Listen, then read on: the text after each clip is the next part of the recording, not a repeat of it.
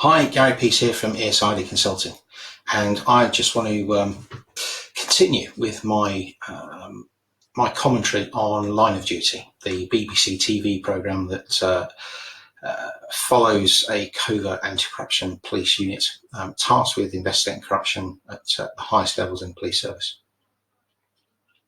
So we saw episode 5 last week, which was the penultimate episode, and it revealed a number of lines of inquiry and various different aspects which are interesting to me and which I'm going to share with you tonight. So firstly, we had two members of the organised crime group called an OCG who were having a conversation in the back of the car, and it's become apparent to me, although it wasn't actually said in the programme, that the OCG are busy infiltrating one of their members into a police service. Mention was made that this guy had his date for interview. And actually, infiltration of police services by organised crime groups is a serious and real threat today for all organisations or police forces around the country. But it's also a particular challenge to companies and other organisations, in that if you are a company with high value intellectual property, you will have people targeting your company in order to obtain your information. And one of the best ways to do that is to infiltrate your company by planting someone within your ranks who will, over time, get access to your IP and your information. It's done by organised crime groups, it's done by companies performing competitive intelligence functions, and it's done by foreign states who are particularly keen to obtain really sensitive and valuable information. And it's called the insider threat. Next was a conversation that occurred, which I think is really quite relevant, and it's something I've talked about in the past, which is how difficult anti-corruption investigations are, or internal investigations within organisations themselves, especially within police forces. It's very difficult and complicated to carry out a sensitive police investigation in any event, especially when it concerns organised crime. These are professional criminals, and it's not easy. When you then combine an investigation to organised crime and you combine it with a corrupt police officer, it becomes doubly difficult to get to the bottom of. The reason being that police officers know the systems, they know the law, they know capabilities, they know how things happen, and they know how to hide their tracks. So anti-corruption investigations are notoriously difficult to prove or disprove. They absorb huge amounts of money in order to do that, and they take a considerable amount of time. And allowances should be made for that. Now, this particular comment about AC12 taking too long to investigate Operation Pear Tree came about from the PCC, the Police and Crime Commissioner. This is an elected official who now has charge of an individual police force. Now, in my opinion, the appointment of PCCs was quite possibly one of the worst law enforcement decisions made by a UK government.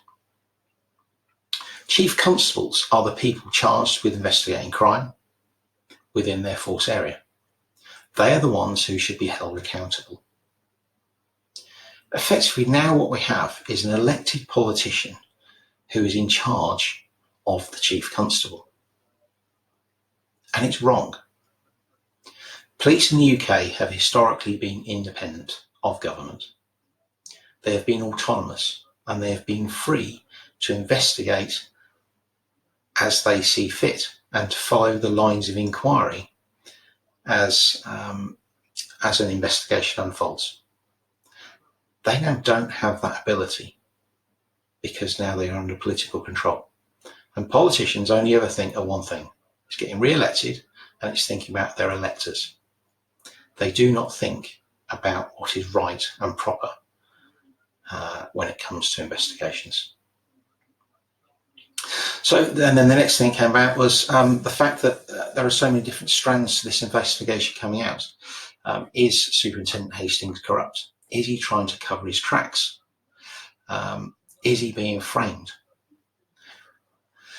On one side, you have £50,000 arriving in a brown envelope, which says he is being framed. And on the other side, you have the fact that after his arrest, he's been desperate to get back home to hide, I think, the £50,000 from his hotel room. And he's also started an unauthorised undercover investigation, and he's put himself in the frame by pretending to be the infamous H, which is what everybody is looking for. And not only has he done that, he's made arrangements for him to attend a nightclub, knowing full well that it's under investigation and surveillance by his own team. Well, what better way to hide your tracks?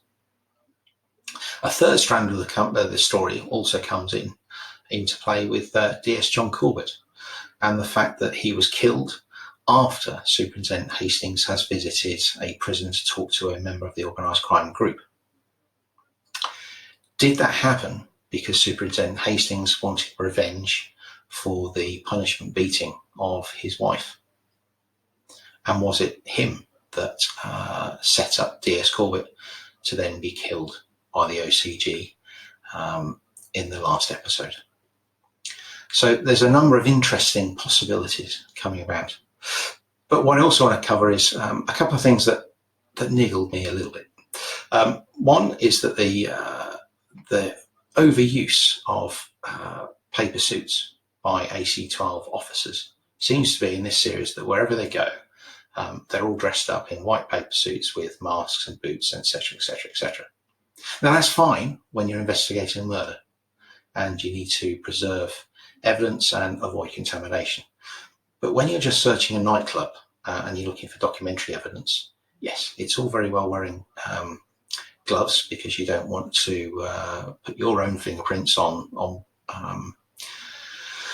other evidence that you found. But it's highly unnecessary to be wearing masks and paper suits. So that really was a bit of overkill. The other thing I want to touch upon is being interviewed in glass boxes in the middle of an open plan office. I can't really see that that's the right and proper way to investigate and to interview suspects who are innocent until proven guilty, and yet they're held in a glass box in full view of 30 odd other people in an open plan environment. That's not really the way it should happen. And then when you also consider the fact that these glass boxes where people are interviewed for serious criminal offences is actually within the investigation environment of an open plan office, where it's highly likely that conversations will be going on and that information will be displayed on computer screens and on desks.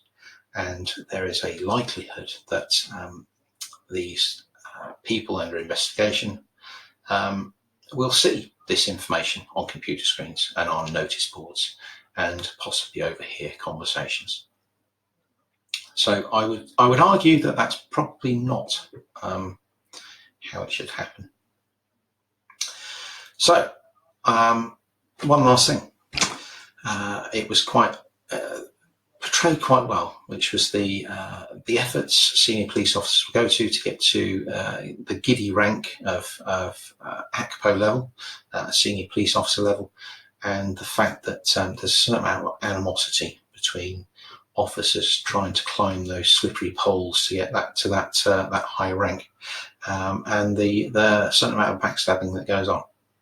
So I did find that quite amusing.